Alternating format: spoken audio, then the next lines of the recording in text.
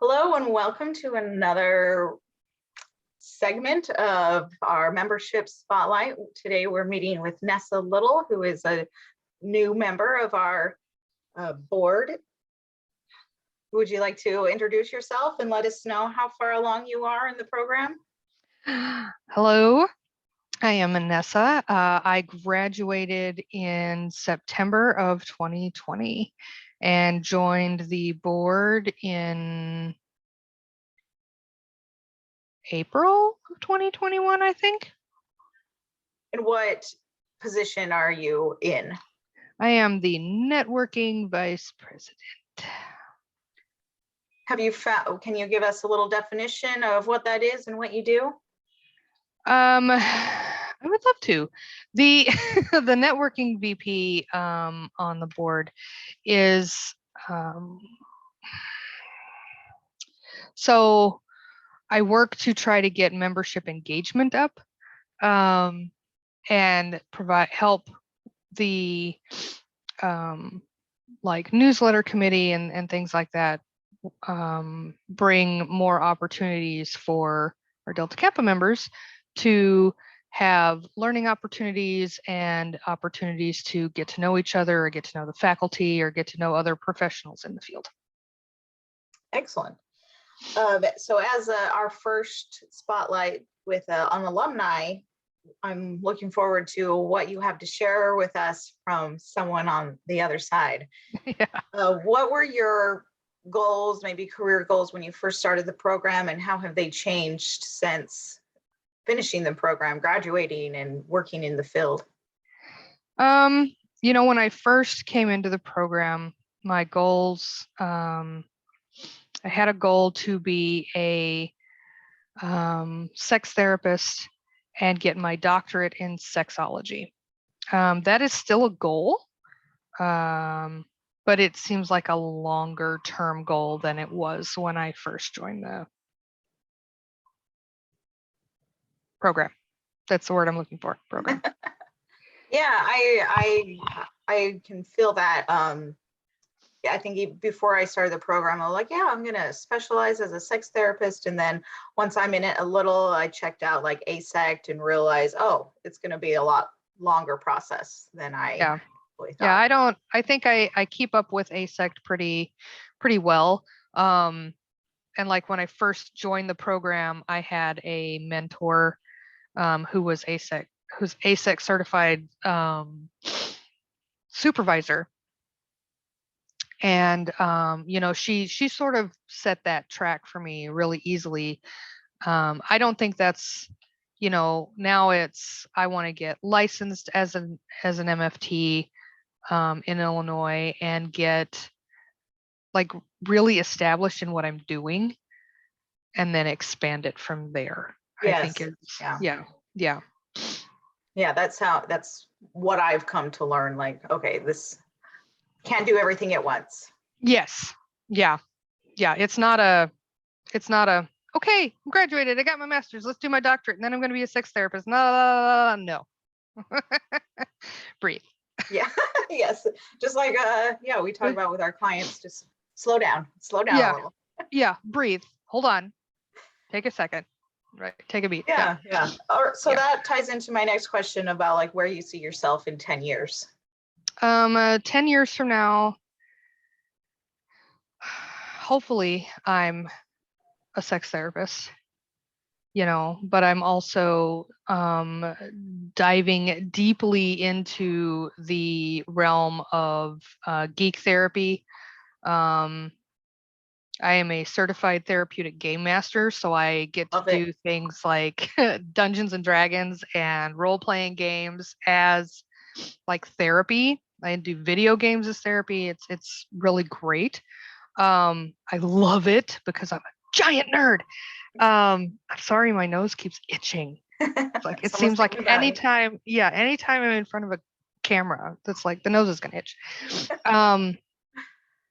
But yeah, that's expanding that program in the position that I'm in now with the company that I work for is really becoming a passion of mine. and then expanding the education in the community that I work with for the LGBTQ plus community and all of that. Those are my passions, like geek therapy and the LGBTQ population. Like I will soapbox all day. Perfect. Then can I ask if someone were interested in getting that certification, the gaming one, how do they do that? There is a website called geektherapeutics.com, and they offer a certification course as a therapeutic game master. And then they also offer certifications as just a geek therapist. That comes with like their membership tiers and things like that. It was great going through that program. You get to learn with people that are actually in the field and developed the field of geek therapy and are doing it in real life, and they're doctors, and I'm like, yay, I know these people, yay, networking. Woo-hoo. Yeah, that's really cool. That's awesome. If I remember, I'll include that website in the blurb of this video, so people that are interested. It's just amazing, like starting this program, and the more you get to know, like the more your world opens to like really what is out there, like almost endless possibilities in this field. Yeah, it's great. And they use a evidence-based practice to teach geek therapeutics, and it's fabulous. I love it so much.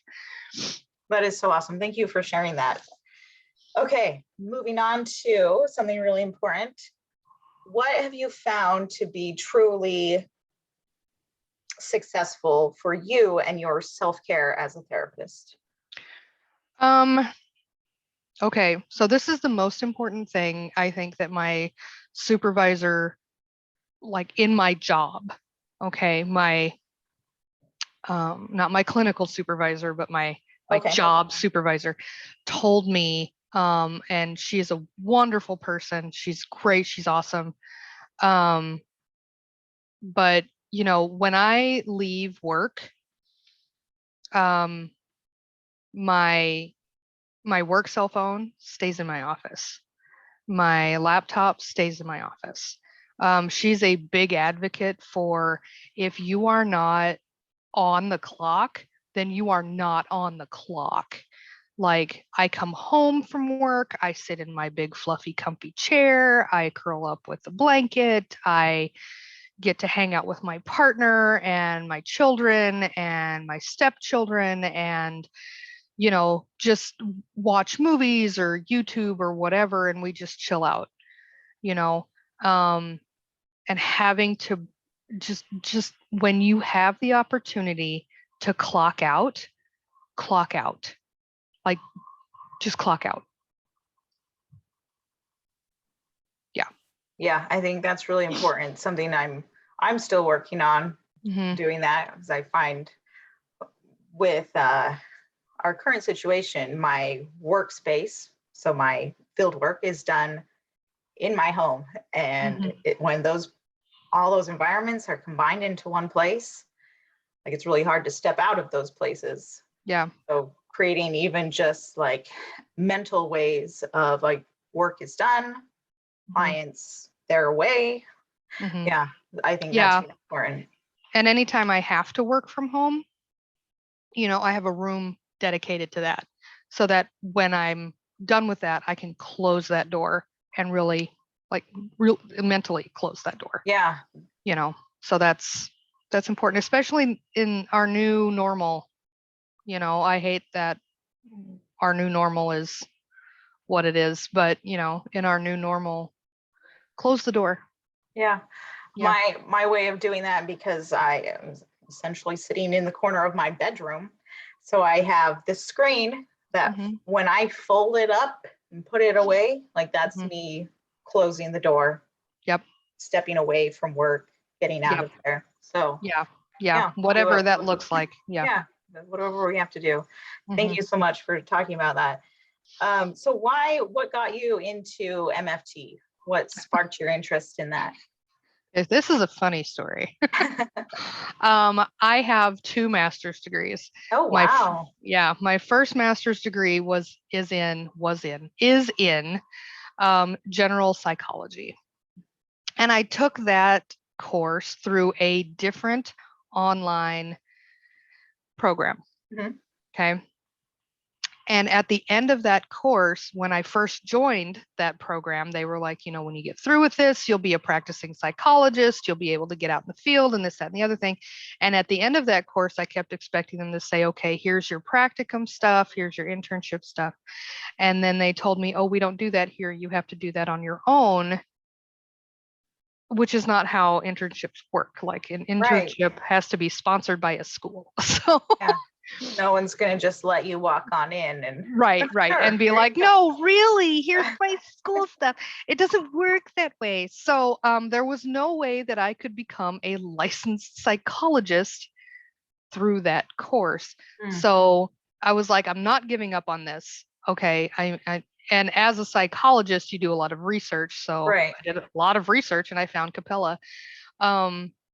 And I was like, okay, marriage and family therapy aligns right with what I want to do.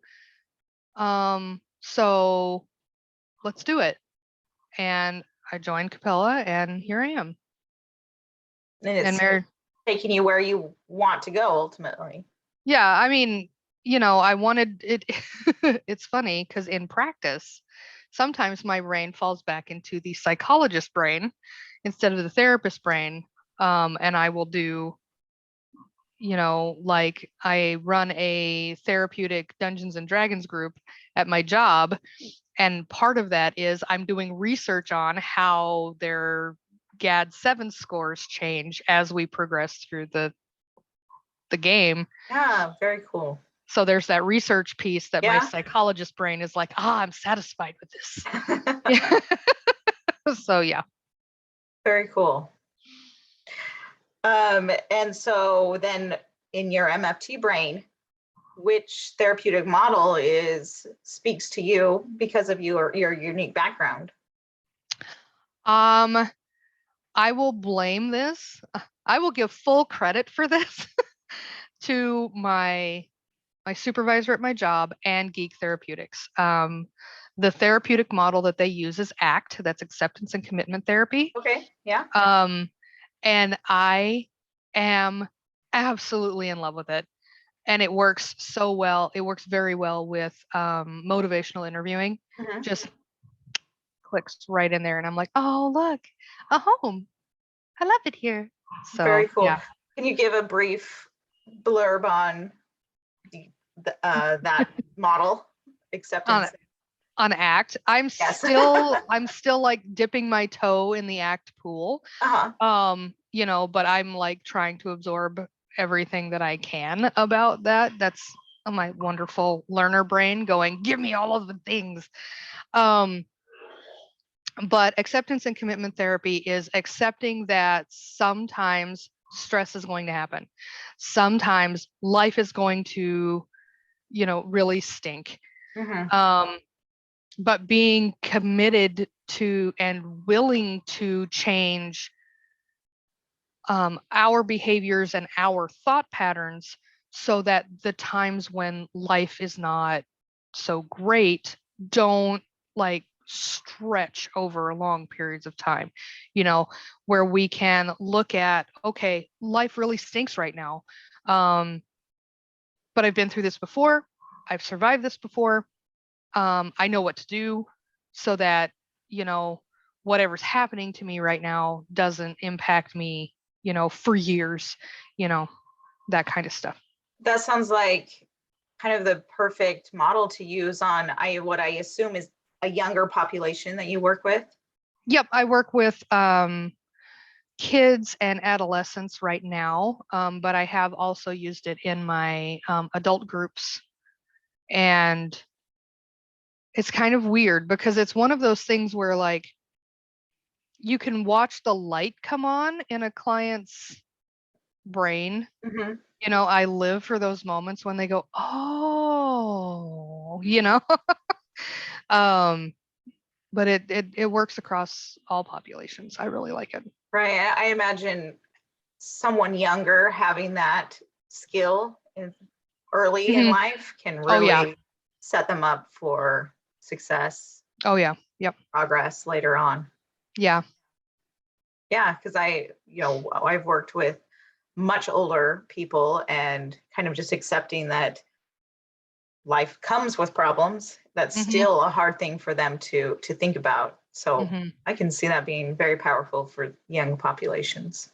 Yeah. When I get um kiddos in my office that, we're going through, what do you want to get out of therapy and all of that stuff. And they're like, I just want to be happy all the time, and being able to go, okay, like that's a good goal, Right. you know. Um, Maybe not quite realistic. right.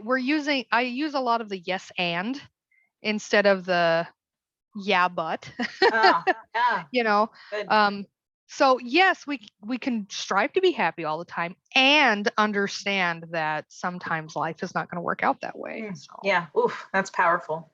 yeah. So yes and instead of yeah, but. I tell my clients, yeah, but doesn't live here. Oh, that's a good one for start using on my children. Yeah, but doesn't live here. I don't know, lives in the garage. I Awesome. don't know, doesn't live here either. Yeah. Very nice. Have you thought about doing any, I don't know, that's a different realm, like school counseling, but I just feel like that. Actually, Yes. funny story. My position where I work is as a community clinician. Oh, okay. Um, and I'm actually next school semester, so mid-January at some point, I will actually have an office in one of the schools, um, doing therapy in the school, not school counselor, because Okay. those are Different field. different. Yeah. Yeah, a totally different field, but actually therapy in the school where my referrals come from the school Oh, and they cool. say, this kid needs to come see you Yeah. because they're feeling suicidal or, things like that. And here you go. Very cool. There you go. So yeah, definitely in the Exciting. schools. Yeah. Yeah. I see that being needed very much. Yeah. Okay. Last question. For those that are younger in the program, what advice do you have about anything really, since you've done it all? Take a shower. Um, And if you're doing things at home, no yeah. one's going to smell you through the Yeah. computer. But drink water. Drink water. Good, It's good. important. Yes. It is not, it, time management is important.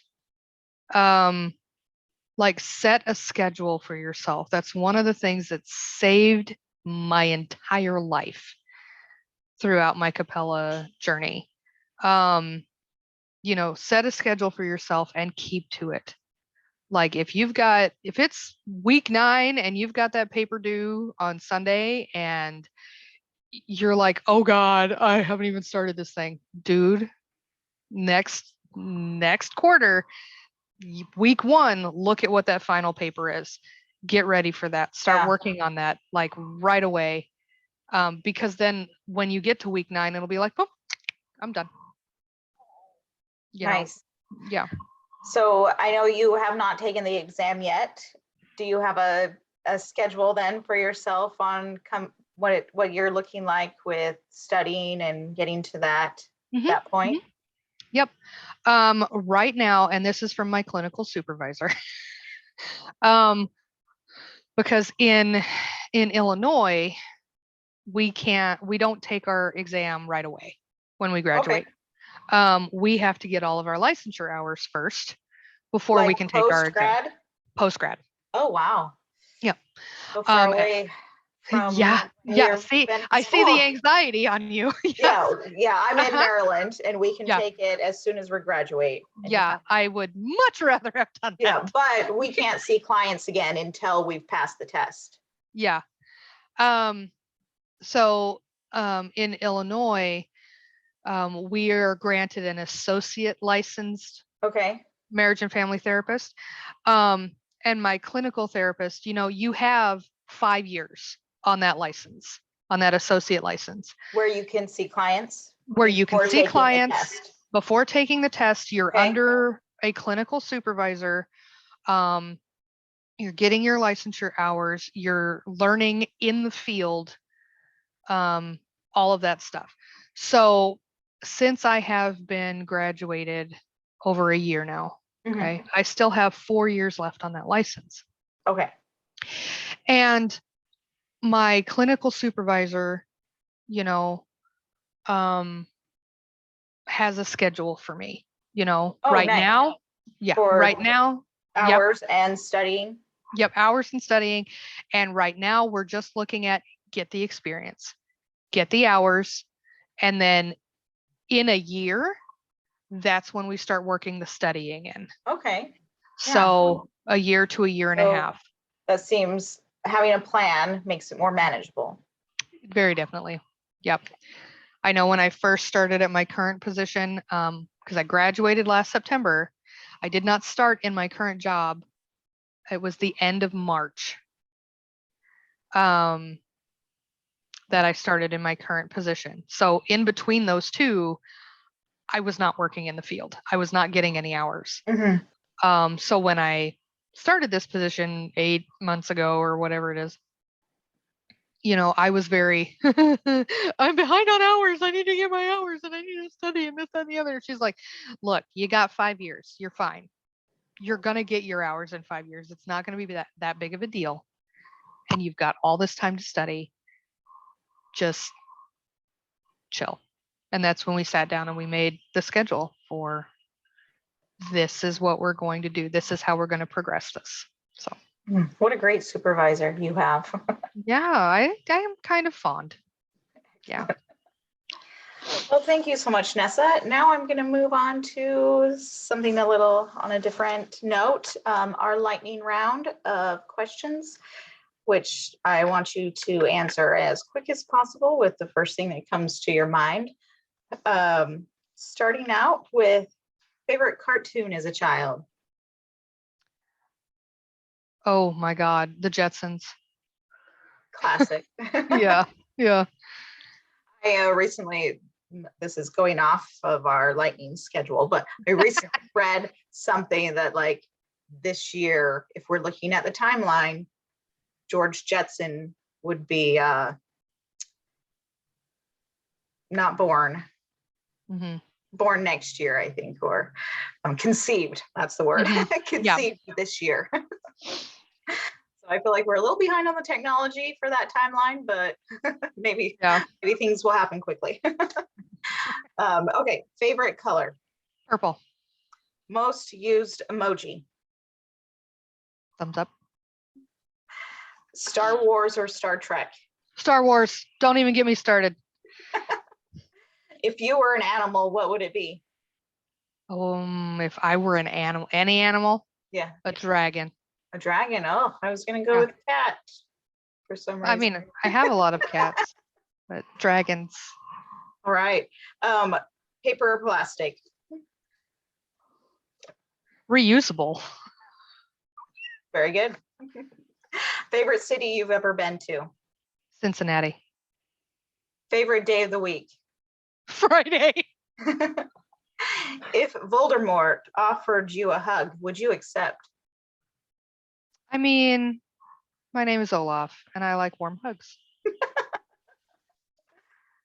What's the fastest speed you've ever driven in a car?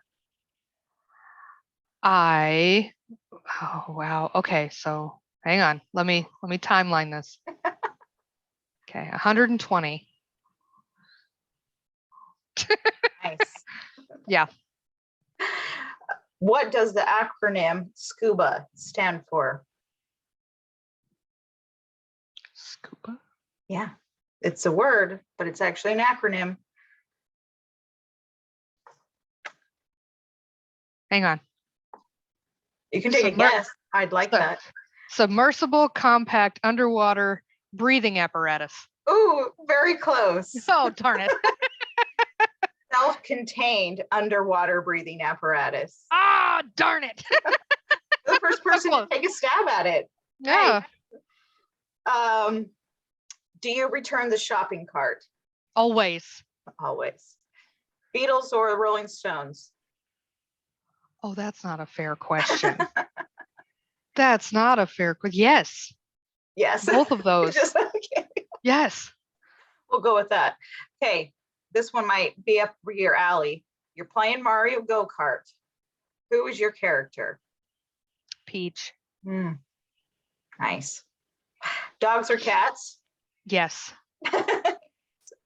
Which Golden Girl do you relate to most? Betty White.